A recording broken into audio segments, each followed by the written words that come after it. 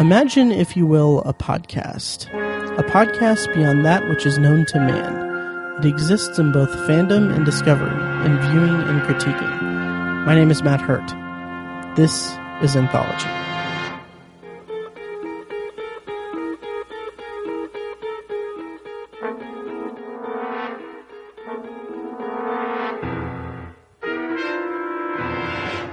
Hello, and welcome to Anthology, presented by ObsessiveViewer.com. If this is your first time listening, Anthology is a podcast exploring science fiction anthology storytelling during television's first golden age, beginning with The Twilight Zone. Each podcast, I share my thoughts on an episode of this iconic series as a first-time viewer, as well as share some trivia about the episode. I then end each podcast with a bonus review of a movie or show related to this week's episode. You can find more of Anthology at anthologypod.com, and if you want to contact me, you can like the Facebook page at facebook.com/anthologypod, tweet me at ObsessiveViewer, send an email to matt@obsessiveviewer.com, or call and leave me a voicemail at 317-762-6099. And if you like what you hear and want to support the podcast, please head over to iTunes and leave a rating and review. The more ratings and reviews I get, the easier it will be for people to find the show in iTunes' search results. And if you want to support the podcast with your wallet, there's a donate button on anthologypod.com, and there's a link in the show notes of this episode to make a donation there. Every donation made using this donate button goes directly toward the fees to keep the podcast running, and it is greatly appreciated. Finally, if you're in Indianapolis, my friends and I at the Obsessive Viewer are hosting an event on October 14th. It's the third annual Shocktober in Irvington, where we rent out the Irving Theater and screen short horror films from local filmmakers, interview them between each screening, and raffle off DVDs, Blu-rays, and gift cards to local businesses for the audience. All the proceeds go right to the Irvington Historical Society and help support a great community in Indianapolis. And as a bonus for Anthology listeners, you can get $1 off the price of admission by using the promo code PODCAST2 when you buy your tickets. And if you can't make it but still want to donate to the Historical Society instead of purchasing a ticket, you can do that on shocktoberinirvington.com. So having said all that, today on the podcast, I'll be discussing Execution. It's the 26th episode of the Twilight Zone's first season, and it aired on April 1st, 1960. And for this week's bonus review, I'll be sharing my thoughts on the 1979 time travel movie, Time After Time. Before I get into my review of Execution, you can, of course, also hear me discuss it with Brandon Cruz over at Submitted for Your Approval, a Twilight Zone podcast. I was lucky enough to make a guest appearance on episode 26 to review Execution with Brandon, and it was a blast. I highly recommend checking out that episode and the show as a whole. He does a really great job of talking about the episodes, and also he has a really great rapport with all of his guests. It's a really cool podcast, and I think I'm going to be making a guest appearance on it again once he starts season 2.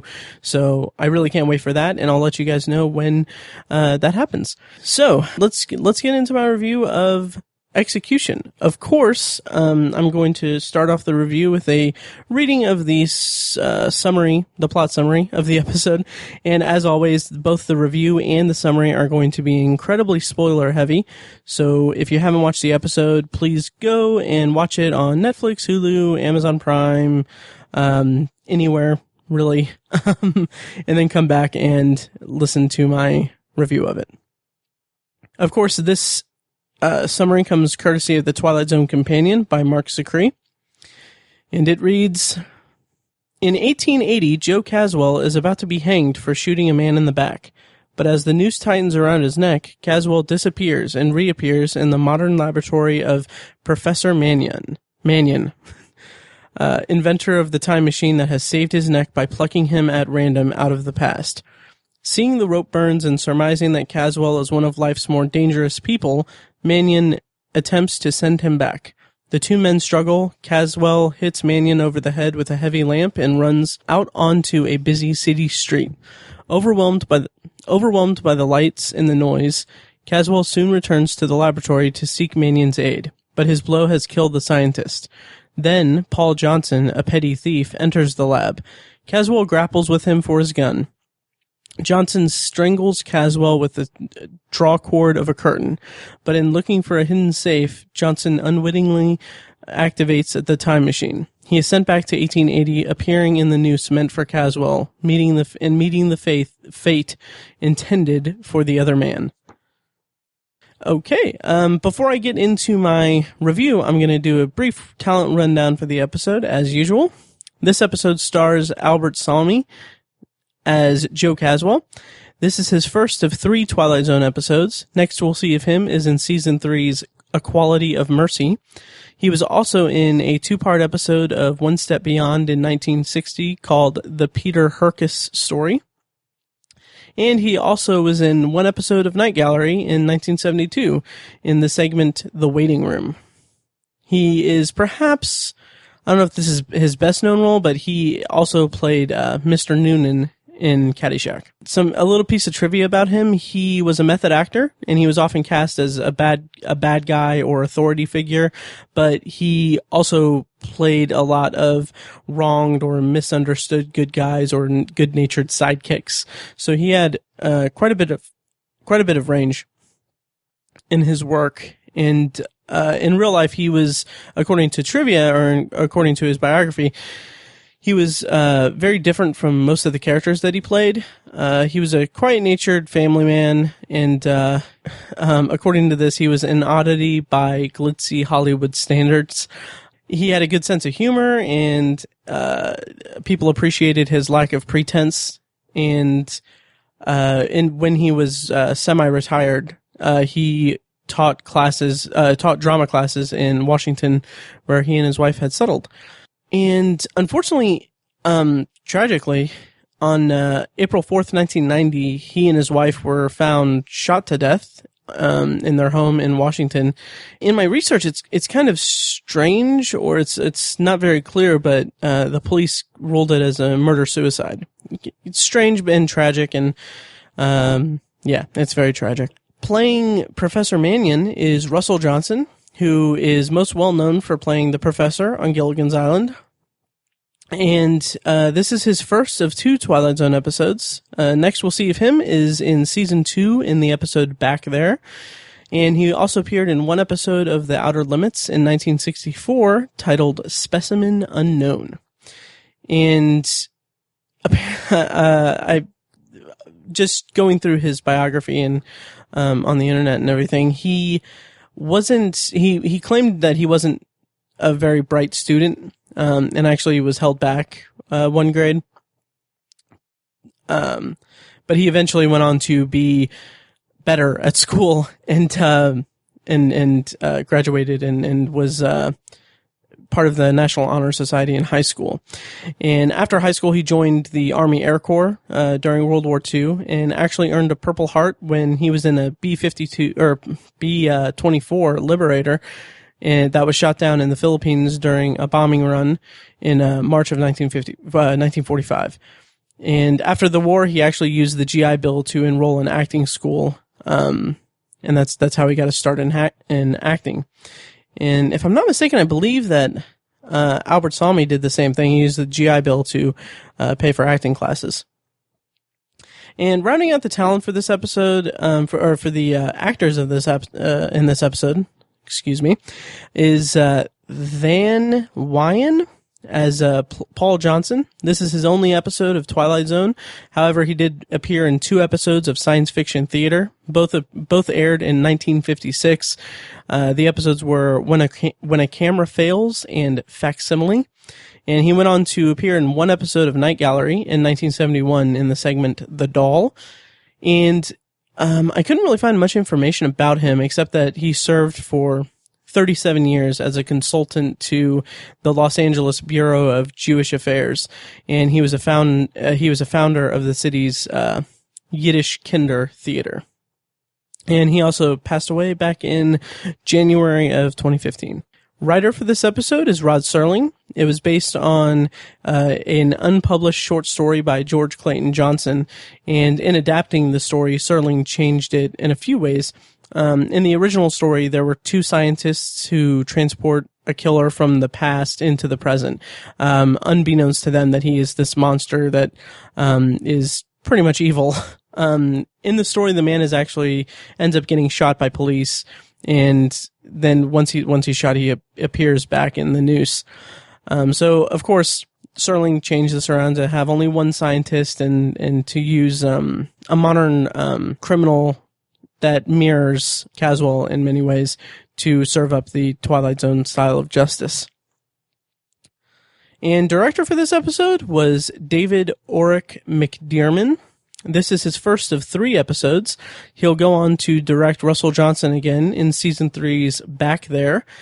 But before that, next we'll see from him is in season 2's A Thing About Machines. So having run down the talent for this episode, I'm going to go ahead and go into my thoughts as a first-time viewer.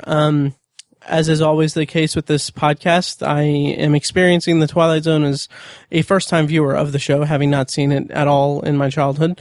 And before going into this episode, I watched it for the first time months ago when I was invited on to submit it for your approval. And what I knew about the episode going in was actually nothing at all. I hadn't even really heard of the episode name. There are certain iconic episodes that you always know the title to, even if you're as willfully ignorant of the Twilight Zone as I am. Such as Monsters Are Due on Maple Street, To Serve Man, Eye of the Beholder. But Execution is just a simple one-word title that pop culture didn't latch onto this episode as much as other episodes did from my perspective. So I went in not knowing anything, and that was a really fun treat because I'll go right into my review. So immediately, that was a really fun scenario to go into, me not knowing anything about the episode, because I immediately thought, okay, hey, this is another Western episode like Mr. Denton on Doomsday. Okay, cool, I'm all set. And then when he disappears, I had no idea. I literally had no idea what was going on. And I should preface this by saying that time travel is one of my favorite plot devices. As divisive as it is, it's still something that I love. I just can't get enough of. Just the possibilities for it can really breed some really interesting storytelling cleverness. It can facilitate cleverness in storytelling in a way that not many other plot devices can. Sometimes that's to disastrous effect. Sometimes it's really, really unique. But regardless, I was very surprised, or I was very pleased that this was a surprise time travel episode. And just right off the bat, Caswell is just pure evil. He has no remorse. He looks at the father of the man he killed in the eye and says that he would do it again, and that he's kind of taunting him a little bit.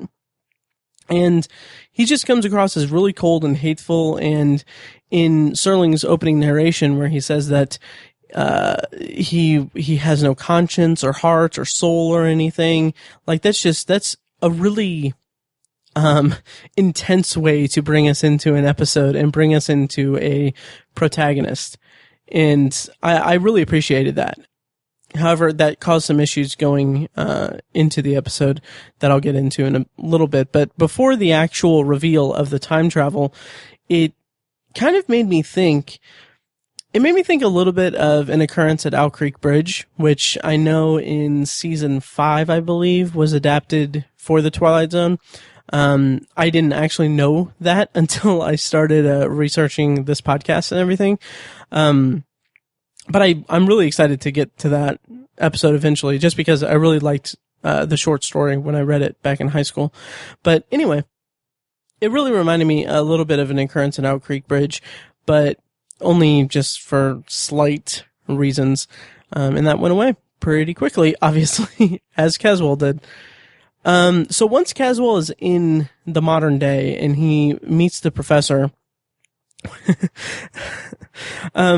just referring to him as the professor, like, when I was on my guest spot with Brandon on Submitted for Your Approval, there was a bit about, how he's the professor, and I don't know, so it makes me laugh every time. So if I chuckle a little bit, then Forgive me. But anyway, when the professor first meets Caswell, I kind of feel like it's an interesting dichotomy between the two introductions of the characters, because it kind of feels like the scientist, the Professor Mannion, if you will, it feels like he kind of represents kind of scientific hope for mankind. Maybe I'm reading a little bit too much into it, but it's almost this idealistic idea that he just assumed that some random person from the 1800s that he pulled into modern day, like, just, it's almost idealism that he would think that, oh, they'd be good.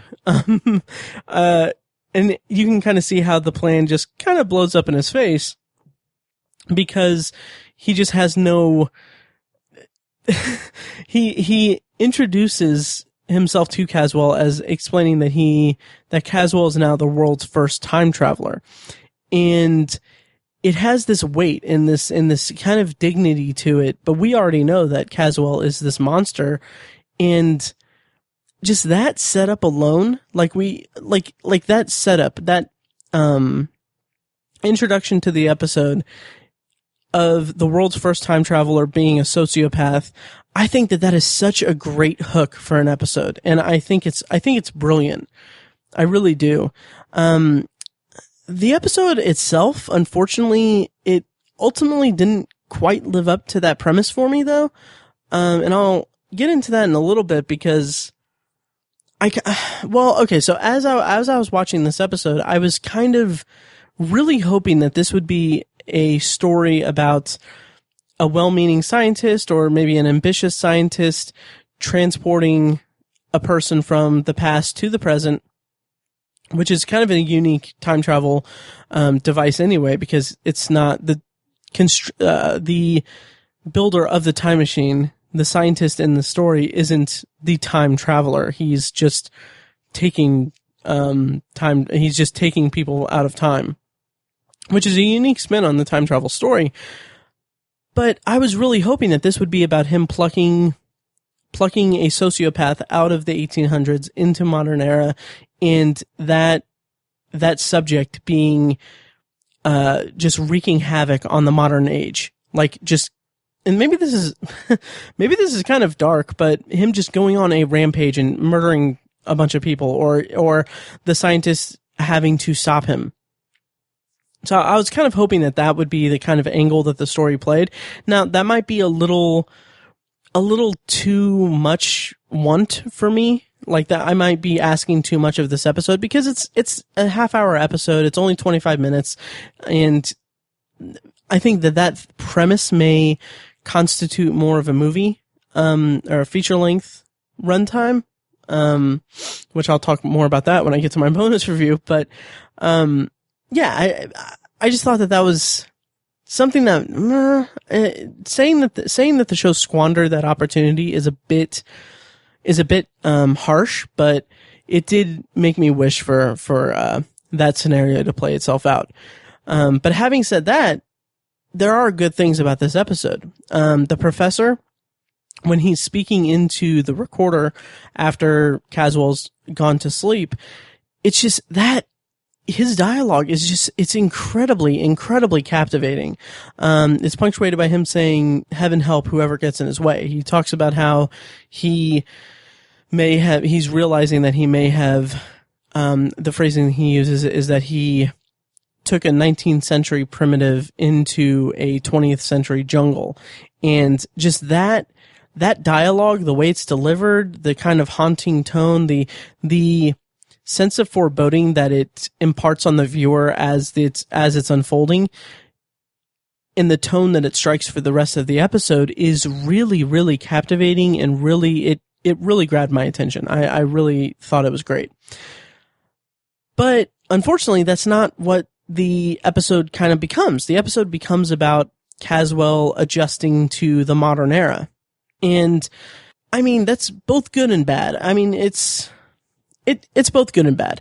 So I really love the way that everything is just sensory overload for him. It starts when he wakes up and goes up to the professor and basically demands that he open the curtains to look out at the world and to see the world.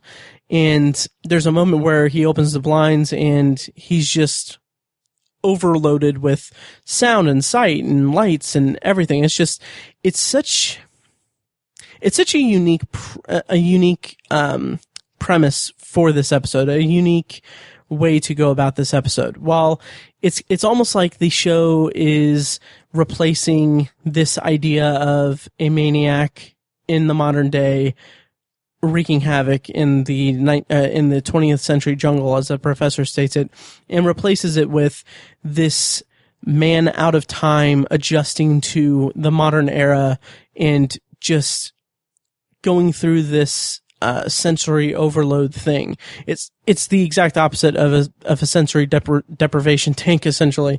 And I just love that response when he sees the blinds and when the blinds are open and he looks outside, because it's played almost as if his body is rejecting the present. That's what I kind of took from it, or that's how I interpreted it, because I don't know, just something in the physicality of Albert Salmi's performance, and something in the way that it's depicted, the way the sound is overbearing in those scenes. It comes across as it comes across so well, and it feels so authentic. And I think that it was a really clever way to handle this part of the story. And after the professor and Caswell have their scuffle, and after they fight and Caswell hits him over the head with a lamp, first of all, I really love the way that fight is choreographed and shot, because they're kind of going at it, and I love the way that Caswell kind of throws the professor over the desk, and it's a very well shot scene and a very well done scene, because it feels really authentic. That's more than I can say about the scene at the end, but I'll get to that. But once he beats the professor and he's about to leave, I love that the recording starts playing again, and just there's this moment in Caswell's reaction to it where it's like the professor is haunting him, and it's like he is just being taunted by this ghost in a sense. And I love that, the way that scene unfolded, and how it painted the rest of not really painted the rest of Caswell's story, I guess, because there's really no way to corroborate that was, or there was no indication in the episode that he felt he was haunted. It was just, there was a nice piece there where he just looks at it with confusion and fear. Having said that, if I could go back just a little bit, before the scuffle, before he kills the professor, Caswell starts talking about justice with the professor, and how the professor is passing judgment on him, and he's telling him that he needs to go back and justice needs to be served. And this dialogue is integral to the episode, and it's incredibly well constructed and well done. It might actually be the high point of the episode for me, because the professor is explaining to Caswell that Caswell's killed over 20 people. He needs to pay for that. And Caswell, from his perspective, is saying, well, I've already died once. I've gone to hell. I'm here now. I'm not going back. Although in my first couple viewings of it, I've kind of warmed up to this now, but in my first couple viewings, and I talked about this and submitted for your approval, but it feels kind of disjointed, the way that he explains to the professor that the reason that it's easy for the professor to pass judgment on Caswell, or to talk about justice from his perspective, because the professor's never gone hungry. He's never had to steal, kill, or anything in order to survive and to eat and to sleep and to just survive. And that's something that I kind of wish was explored a little more, but it seems a little bit at odds with everything we've seen about Caswell and heard from Serling in the narration up until that point, because this is a man who has no conscience, no soul, no heart, he has no remorse for the death and pain that he's caused. Yet here in this moment, he is he's explaining his actions to a stranger. And I mean, I get it. Yeah, there is character development there, and that's great. I'm not averse to there being character development in a story, but it just seems kind of like up until this point, we've had this guy who's shown no remorse at all, and he's kind of explaining it that way. But then again, like I said, I got more out of this episode and more out of this scene the third, fourth, fifth time I watched this episode because I just appreciated it more. And I think my hang-up that brought about my discussion of it on Submitted for Your Approval, I think that was due to me still kind of being a little bit committed to the idea I had in my head of this guy being a sociopath who was going to go on a rampage and the professor had to stop him. I kind of thought that might be sort of the case, but I don't know. Or I think that might have been the reason why I kind of didn't agree with this scene, because when I watched it again, it became one of my favorite scenes in the entire episode because I don't know, some of it's in Albert Salmi's performance because he brings so much energy to the character in that scene. He resents how comfortable the professor is, and he may even kind of hate him for having this better life, or this life that Caswell himself could never attain. But he turns that judgment that others cast upon him into anger, at least in that scene. And that was really satisfying from a characterization standpoint and in terms of Salmi's performance with it. So I'm kind of back and forth with this. In the end, I'm pretty committed to loving this scene and appreciating it. But from my perspective, the first couple times I saw it, I kind of had a little bit of an issue with it here and there. But I came around to it, and I enjoy it quite a bit. So, jumping over the scene where he kills the professor and everything, we got this really great sequence where Caswell is wandering the streets of this noisy, busy city, and he sees this phone booth. He goes into this bar. He freaks out on the jukebox. It's really intense. Everything about it's really intense. And one thing that I guess the scene with the bartender is pretty solid. Pretty solid. I thought it was pretty good. The bartender kind of has to repeat a few lines, talking about how he's going to pay for what he's done and all that stuff. And I guess that goes back to, the justice motif of this entire episode. But I like the inclusion of the television. Although the setup of it is just kind of hokey because Caswell just puts the gun on the bar and just sets it aside, takes his hands off of it and everything. He's supposed to be this kind of criminal guy. You would think that he would, be more threatening and imposing a figure and more dangerous. I think that's my main concern, is that he should be more dangerous when he is in such an unfamiliar place and when he is so out of his element. He should be more dangerous, but he just sets it on the bar and asks for a drink. So I just had some small hang-ups with that. And then the bartender turns on the TV because he seems kind of confused by this man. And the TV just happens to be a Western showdown scene. And it's good. It's good for what it is and everything. It's just terribly convenient and kind of, I don't know. The timing of it makes it seem just a little bit silly. I kind of would have preferred if it was something else, like him seeing something that would just kind of blow his mind and make him more confused than anything. But I guess he already knows that he's in the present, or he already knows that he's time traveled. So I guess that's a moot point.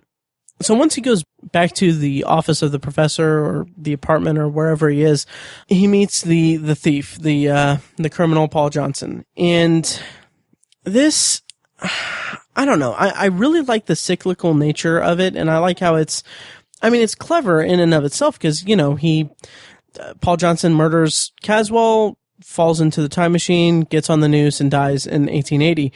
So I like the cyclical nature of it. I like I think that's really clever storytelling. And I think that that's really clever the way it's all played out. But at the end, I just kind of wish that there was more of a setup for him, for the character of Paul Johnson. And again, maybe that's nearly impossible to do because the show has such a tight time constraint and it wouldn't be able to be organically introduced at any point in the episode. But the way it is now, it just seems a little too sudden. Like suddenly there's this new character in the closing minutes of the episode, and it just seems like he's just kind of thrown in at the end to kind of wrap things up. And I don't know, it just kind of didn't really sit that well with me. But I like the way that it plays out from a structural standpoint, from story structure standpoint. The fight that Paul Johnson and Caswell have over, like, in the room is a little, I don't know, it left a little bit for me to be, it left a little to be desired for me because, I don't know, something about the way that it's just shot and the way that it's acted, it just seems a little hokey to me, especially the way that Johnson, strangles Caswell. It's very quick and very, I don't know. It just doesn't seem to have the weight of it. It seems more like we're just going to the end of the episode. It's like they're fast tracking the story to the end, if that makes sense. But like I said, I really like the way that it turned out. I liked that the closing scene was the men in 1880 looking at Paul Johnson's body, confused and wondering if they killed the right man. Yeah, and a couple notes about the technical aspects of it is that I really like I mentioned this before, but I really like the way that noise plays such a pivotal role in this episode. And it amplifies throughout the episode at certain points, and Caswell is just overloaded with its sensory overload all over the place. And I just really like the way that the sound design was used in this episode, because that's such an integral part to the story, and it's integral to us understanding what Caswell is experiencing. And on the same token of that, I really like how light is used in this episode. In particular, I really like the lighting effects that are shown when Caswell kills the professor. And I like the way that light is incorporated in this episode. As far as performances, I just think that Albert Salmi is really fantastic in the episode. I love the affectation he has on his voice, and like in that opening scene, that kind of affectation, that kind of drawl accent that he has, it pairs with the character's complete lack of remorse in a really strong and pivotal way to the introduction to the character and the episode itself. So I really appreciated that about his performance. And as far as Russell Johnson, I really wish that he was in more of the episode, but I'll take what I can get. He was really fantastic in it. He kind of, I don't know, he kind of gave off a little bit of a John Wayne quality to me, in my opinion. Maybe that's just me, but it just he had this kind of stoic presence that really worked well for the character. He plays the scientist part really well. Of course, that's aided by some really incredible dialogue from Serling. I love the dialogue. Like I said, that scene with the recorder, that might actually be my favorite scene, with the scene of the confrontation between Caswell and the professor being playing second fiddle to that. But yeah, Russell Johnson's performance, he also kind of mixes this fascination that he has with Caswell and the implications for humanity, essentially, that he's of what he's done. He mixes that fascination with hesitation and caution really well in his scenes with Caswell. You can kind of see the professor sizing up Caswell, but of course he's, doesn't work out for him in the end. As far as cultural subtext or the theme of the episode, there's some stuff here I really like, I want to single out one small line of dialogue in the opening narration. It's when Serling says that Caswell is on his way to, he refers to it as the dark eternity of all evil men. And the episode, in so many words, is about justice.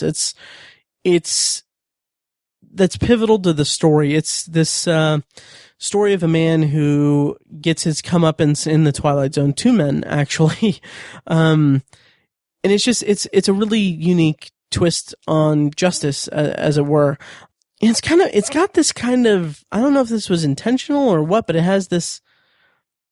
it says some big things about what it means to, atone for actions. Like, the professor is depicted as this very idealistic character, and he is noble in that he wants to send back Caswell so that he can face justice. But then we have the other side of the coin in that scene that I referenced earlier in the review, that Caswell, from his perspective, he's not, he's not upset that he killed 20 people, but he finds his own weird justification for it. Like, he says that, he's hungry, he's trying to survive, he has to sleep outside, stuff like that. And it's not justifying it in his sense. It's just showing that it isn't as clear cut as the professor is making it out to be. And in that point, it's kind of Caswell's most human scene, because he is, trying to explain his situation. Of course, he still deserves to meet justice in it, but, he kind of feels like he got away on a technicality, essentially. And then you get the scene at the end when the men at the necktie party, as Serling referred to it, them looking on at the body of Paul Johnston in these weird clothes and saying, like, wondering if they killed the right man. And that scene at the end is so powerful to me, and it resonates today. We're in an age where Making a Murderer was a huge hit on Netflix. It has the true crime, like, people are outraged by injustice, and we now have a platform with the internet to voice that outrage and have voices be heard that wouldn't ordinarily be heard. And I think in this episode of The Twilight Zone, when they're making reference to wondering if they kill the right man, which is kind of weird, because, I don't know, if you view that episode, or if you view the string of events in that episode, like, these men are watching as, like, must have watched, this man disappear and then reappear as a different man. You would think that they would question what happened rather than if they killed the right man, because they had a conversation with Caswell. But that's not really the point of the entire scene in the episode, because they're saying that this kind of philosophical question, that did they kill the right man? And I think that's what Serling, I wouldn't presume to know, but I feel like that's what Serling wanted us to come away from, like, thinking that justice can be served in so many ways, but if it's served unjustly, that can be harmful to everyone involved. But I don't know, I may be reading into it, but that's my takeaway from it. That's how I found a certain resonance with it, being a 30-year-old guy who's never seen The Twilight Zone.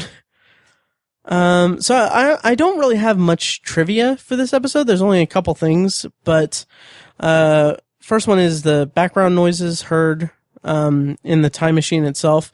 They were reused later in Star Trek, and they were also used in episodes of The Twilight Zone, including Third from the Sun and Elegy. And let's see, this is somewhat interesting, I guess. This might be grasping at straws here, but the first combustion engine was invented in 1807 by Isaac de Rivas. So odds are that Caswell may have known about cars and automobiles. I think that might be a little nitpicking, or a little, like I said, grasping at straws. I don't I don't know. Well, I don't know. I would have to research it more, but I don't know. That's really all the trivia that I have for the episode. So I think overall execution as an episode works well for me because it utilizes the time travel plot device, and I kind of automatically kind of latch on to stories about time travel. So I was kind of predisposed to like this. Overall though, I mean, I didn't love it. I didn't think that it was really incredible by any stretch. Some things with it didn't really work with me that well, but if I forgive those things, there's plenty to latch onto, and such as the dichotomy between Caswell and the professor, how they're kind of opposing forces, and how the professor kind of lays out this idea that Caswell is not who he seems, or is not who he says, and is a danger to humans and needs to be brought to justice. In the way that the professor is this noble character, while Caswell is this kind of evil villain. And also the inclusion of like him not being able to latch on to his want for destruction in the modern era because he is so overloaded with sights and sounds. That element really is what I latched onto most, is this sensory overload story for Caswell. But I don't know, I kind of wish that it would have been more clearly drawn, like the lines between the professor and Caswell. I wish that would have been more clearly demonstrated, in that I wish that Caswell was more of a force of evil, and that the professor would try to chase him, I guess. But that's not the story that was told, so I can't really criticize the episode for that too much. But the episode that we did get was pretty interesting in and of itself, and I wouldn't take marks against it for anything other than some slight issues I had. So overall, I liked this episode and thought that it was pretty solid, and I'm looking forward to seeing Albert Salmi's other roles in the Twilight Zone, because I think he did a really great job. Okay, before we move on to this week's bonus review, here's actually a highlight from episode 26 of Submitted for Your Approval, a Twilight Zone podcast that I was a guest on for episode 26 to review Execution. So in lieu of an obsessive viewer clip this week, I'm going to play a clip from that show. So Caswell now, he goes out into the world, and I should say a little bit earlier, he opens up a curtain with when the professor is still alive, and then the noise all of a sudden breaks into the room. Yeah. And the first thought Chelsea, my wife, had was, wow, those are some soundproof curtains. That's a good point. That's a really good point. Like, wow, we should get some of those. That's really effective. You can find Submitted for Your Approval on iTunes, Stitcher, and anywhere else podcasts are found, and at geekaid.com/SFYA. It's a really great podcast. I highly recommend checking it out. Okay, so this week for my bonus review, I will be reviewing, sharing my thoughts at least on the 1979 movie Time After Time, which is about H.G. Wells chasing Jack the Ripper, in the late 1970s. So this movie was a movie that was always kind of on my radar, just because the premise alone, I really enjoyed it. I really enjoyed the premise of the movie, in that it's about H.G. Wells chasing Jack the Ripper through time. Like that premise is like freaking gold to me. Like I was really attracted to this story. But unfortunately, like it left Netflix a while ago, and I haven't had an excuse to really watch it. So I'm glad that I have this podcast now. So there were some things that I really liked about this movie. It kind of subverts the expectation that Jack the Ripper is this mysterious entity. We immediately find out who Jack the Ripper is, and the kind of setup for the entire movie isn't dependent on the mystery of Jack the Ripper, which I thought was nice. It was good to keep it kind of straightforward and kind of really get into the storyline. So basically the way that it's set up is that Jack the Ripper steals H.G. Wells' time machine, goes to 1979, and H.G. Wells follows soon after. So we get this kind of chase feel to it. And H.G. Wells, by the way, is played by Malcolm McDowell, who does a fantastic job. Like, he is really great in this movie. So he goes forward in time, and I really liked the special effects for this sequence. It reminded me a lot of 2001: A Space Odyssey, the way that it's kind of, the images are kind of like burned onto the film, and it's really kind of trippy is the word I would use to describe it. But it isn't, like, it reminded me of 2001, but it didn't really crib it too much. It didn't seem like it was just ripping it off, essentially, because as the scene unfolds, the time travel sequence unfolds, because he's traveling from 1800s to 1979. It speeds up. The visuals speed up. There are sound bites through history that are played in the background. So there's like JFK's the "Ask Not What Your Country Can Do for You" soundbite. There's a bunch of different sound bites through history that I really thought were really nice. And then throughout it, there's also this heartbeat sound effect that increases throughout it as the visuals speed up. So I really like the way that it's handled, and I thought that it was clever because the time machine materializes in 1979 in a museum exhibit honoring H.G. Wells, and I really liked that. I thought that was just really kind of clever, a clever way to park the time machine without having to go through the whole thing of like, oh, there's a time machine or whatever. It's part of an exhibit. I thought that was really clever storytelling and a really good way to work around some, what could have been some script issues. And from there's an extended sequence of H.G. Wells just kind of acclimating himself to the modern era. And in some ways, this actually reminded me quite a bit of, Execution. But the difference here is that H.G. Wells is this genius who is just taking in everything. And one of the things I really, really, really enjoyed about the movie is that he has this idea in his head when he builds this time machine. The reason he has the time machine is that he is this man who is before his time. He doesn't belong in the time that he lives in, or he doesn't feel he does. And he views, like, generations in the future, he views it as, he has this idea that it's a utopia. He says that the late 70s are a utopia.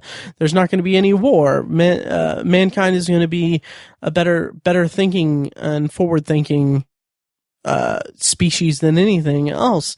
So watching him learn about, World War II and all the different kind of less desirable traits of humanity in this modern era, it's really fascinating to me because he has this kind of like the professor in Execution, but much more pronounced.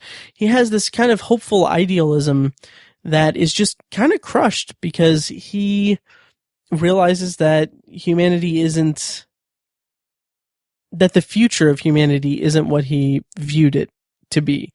And that kind of springs forward into some of the scenes between him and Jack the Ripper.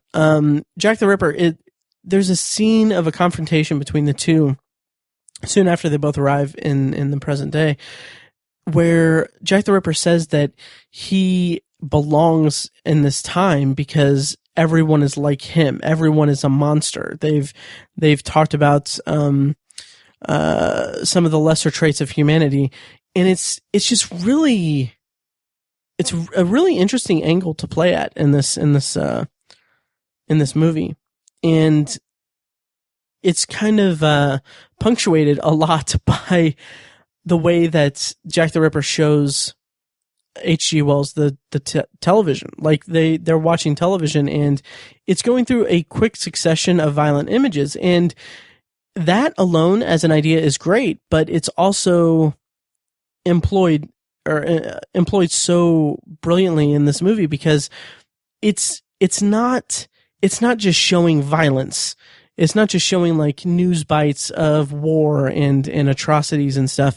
What it is it's like there's a news piece about hostages being killed in the Middle East, and then from there it shows violence in cartoons, it shows a football game, it shows war movies, and then more news bites, and it's like it felt like they went an extra mile to show the violence in cartoons and the violence of football, because it shows that how deeply invested in what would be viewed as violence.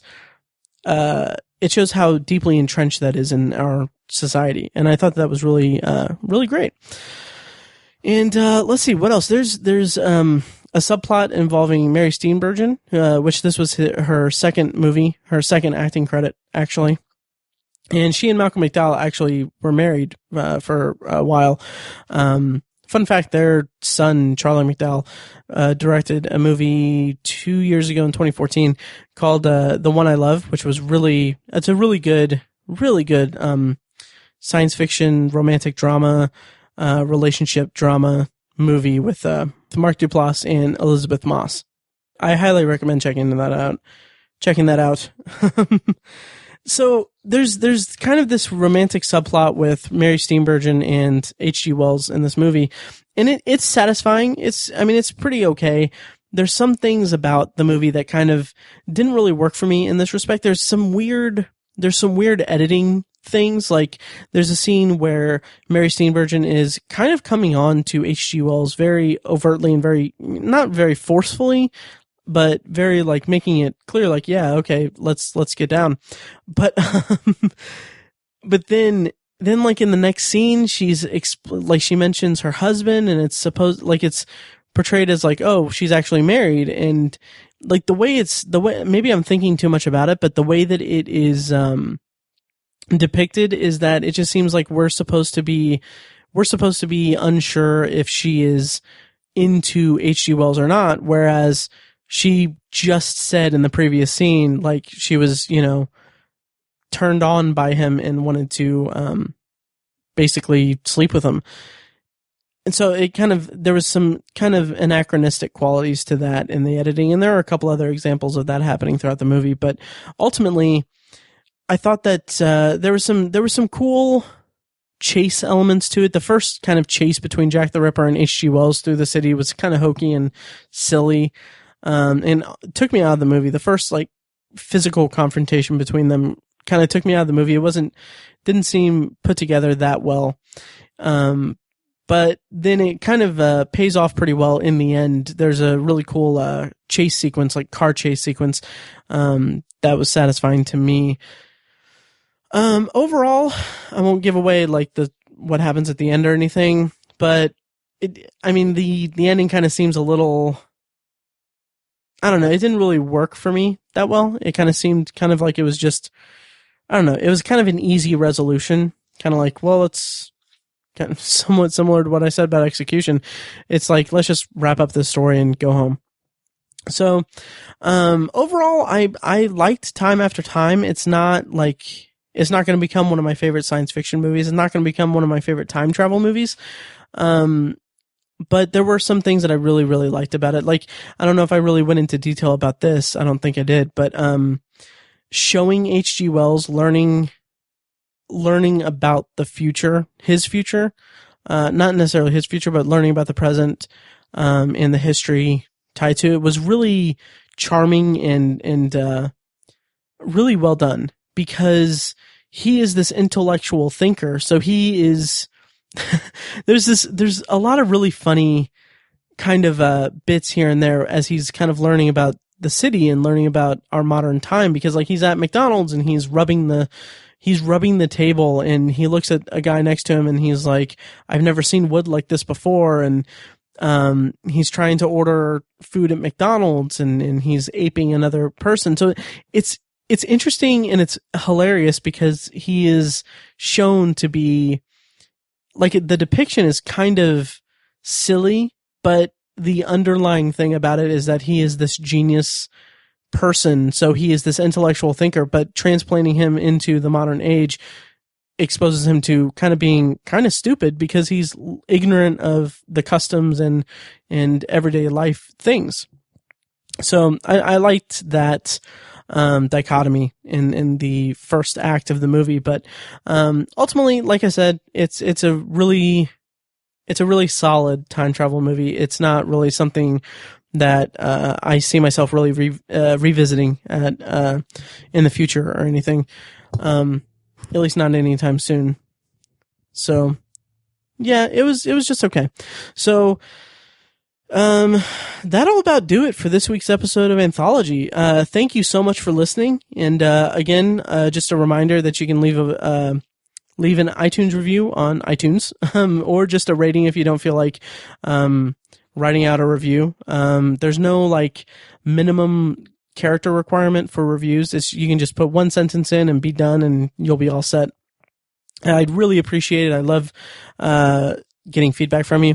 Again, you can send me emails at matt@obsessiveviewer.com and reach me on Facebook and all the usual places. And having said all that, I'm still thinking about doing the Facebook group thing. Let me know if that's something that you guys would be interested in. And next week on the show, I'll be reviewing episode 27 of The Twilight Zone, titled The Big Tall Wish. And I'm not really sure what I'm going to do as a bonus review.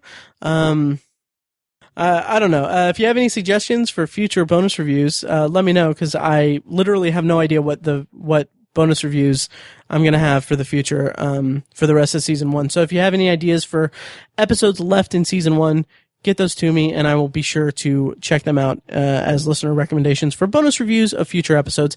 And also, last thing, I'm currently doing bonus review episodes of Black Mirror in the lead up to Black Mirror Season 3 premiering on Netflix on October 21st. Let me know what you think about those, and I'll keep pumping them out.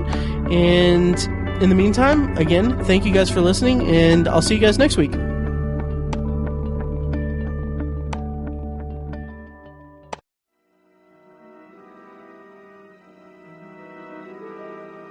Thank you for listening to Anthology, presented by ObsessiveViewer.com. You can find more episodes at AnthologyPod.com, and you can subscribe to the show on iTunes, Google Play, Stitcher, or your preferred podcast app.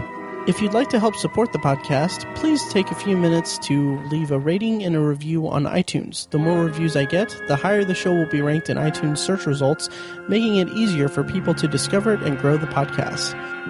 Of course, you can always email me your thoughts and feelings about the show to matt@obsessiveviewer.com.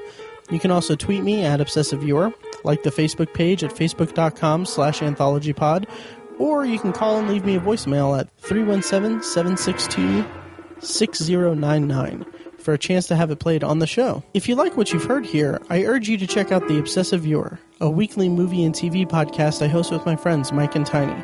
Also check out the Obsessive Viewer blog at obsessiveviewer.com, where I write movie reviews, TV reviews, and the occasional editorial about the business of entertainment. If you want even more obsessive content in your life, subscribe to the Obsessive Viewer subreddit at r/obsessiveviewer, and check out obsessivebooknerd.com, our sister site for book reviews, author spotlights, and a general celebration of reading.